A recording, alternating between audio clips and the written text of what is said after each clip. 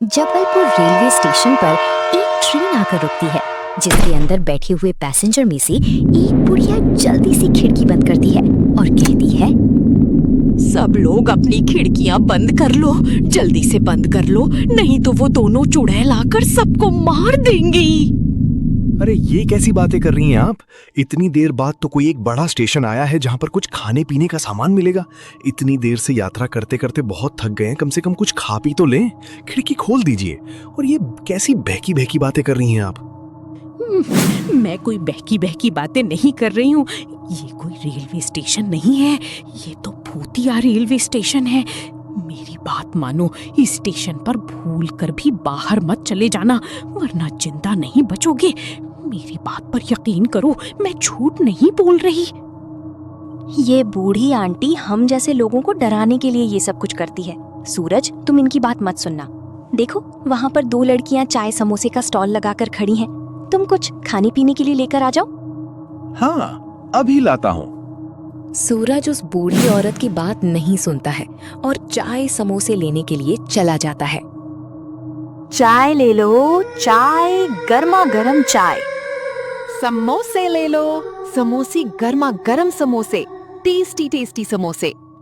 आप मुझे 2 चाय और 2 समोसे दे दीजिए।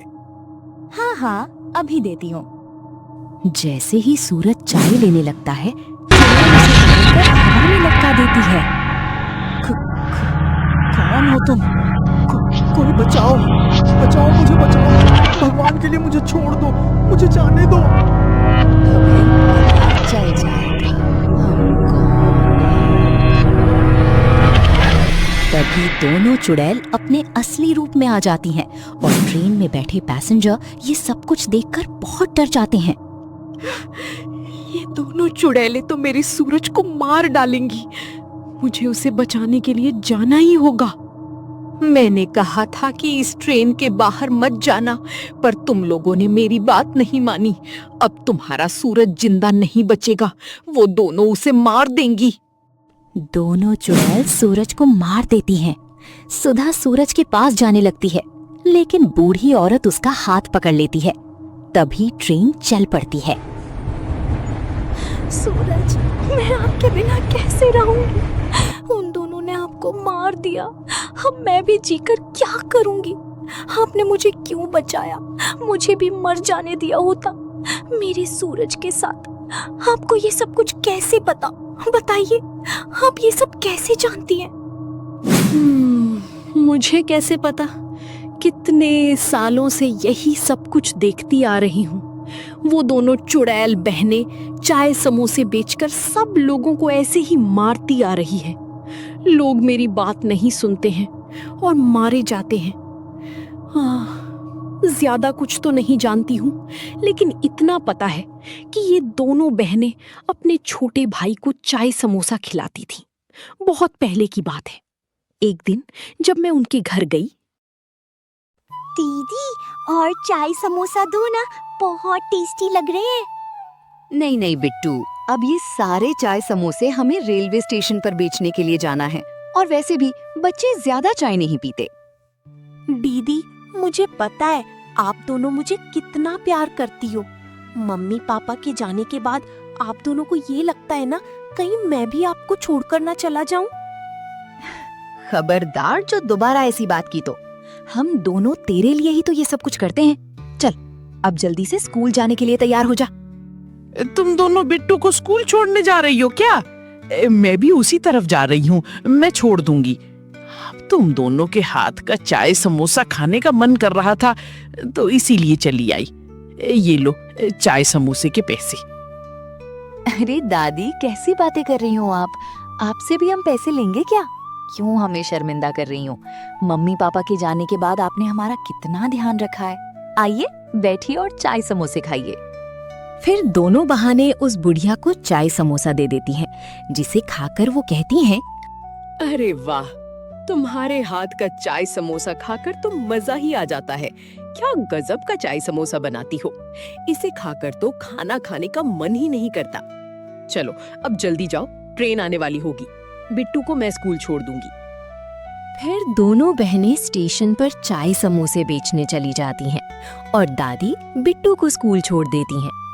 बिट्टू के स्कूल के खर्चे के लिए और उसके भविष्य के लिए दोनों बहनें ये सब काम करती हैं।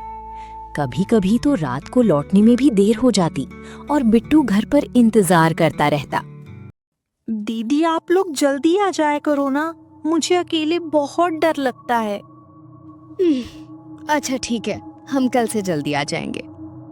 कुछ ना कुछ तो करना ही पड़ेगा, इतनी देर तक इसे अकेला छोड़ना ठीक नहीं है।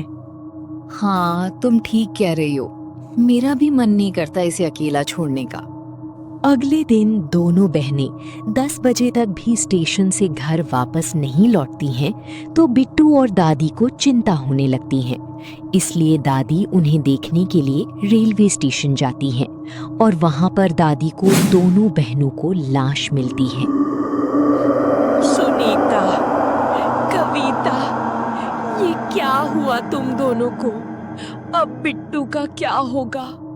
कौन उसकी देखभाल करेगा? फिर अगले दिन दोनों बहनें रेलवे स्टेशन पर चाय समोसा बेचने चली जाती हैं और लोगों को अपना शिकार बनाती हैं। तभी वो दोनों आदमी भी रेलवे स्टेशन पर आ जाते हैं, जिन्हें दोनों चुड़ैल अपनी शक्तियों से कैद कर लेती हैं। अरे तुम दोनों तो मर चुकी थी, फिर तुम जिंदा कैसे हो गई? और ये क्या जादू किया है तुमने? छोड़ो हमें, जल्दी छोड़ो। छोड़ दे तुम्हें? कैसे छोड़ दें? इतने दिनों से तुम्हारा इंतजार कर रहे थे और तुम कह रही हो छोड़ दे तुम्हें? क्या तुमने हमें छोड़ा था? भूल गए सब कुछ या याद दिलाएं? समोसे खा लो, समोसे, गर्मा गर्म समोसे। चाय ले लो, चाय, गर्मा गर्म चाय। अरे मैडम, जरा गर्मा गर्म चाय समोसे अपने सुंदर सुंदर हाथों से हमें भी खिला दो। फिर दोनों गुंडे कविता और सविता के साथ बदतमीजी करने लगते हैं। तभी कविता एक गुंडे को धक्का दे देती है और वो गिर जाता है। तुम्हारी इतनी हिम्मत कि तुमने मुझे धक्का दिया? अभी बताते हैं तुम्हें। फिर वो गुंडे गुस्से में आकर दोनों बहनों को ट्रेन के सामने धक्का दे देते हैं और उनकी मौत हो जाती है। फिर दोनों बहनें चुड़ैल के रूप में आ जाती हैं। हमें माफ कर दो, हमसे बहुत बड़ी गलती हो गई है। अब हम दोबारा ऐसा किसी के भी साथ नहीं करेंगे। प्लीज हमें जाने दो, हमें माफ कर दो, हमें छोड़ दो। तुम्हें छोड़ दें? तुम्हें जाने दें? जिन्होंने हमारी जान ली थी, तुम्हारी वजह से हमारा भाई अनाथ हो गया। उसे तो अभी तक ये पता भी नहीं है कि उसकी दोनों बहनें उसे छोड़कर चली गई हैं। अब तुम्हें भी इस दुनिया को छोड़कर जाना होगा। फिर दोनों चुड़ैल उन गुंडों को ट्रेन के सामने धक्का दे देती है और उनकी मौत हो जाती है। वहीं ये सब कुछ दादी और बिट्टू देख लेते हैं। दीदी, ये आप दोनों को क्या हो गया है? इसका मतलब उन गुंडों ने तुम्हें मार डाला था।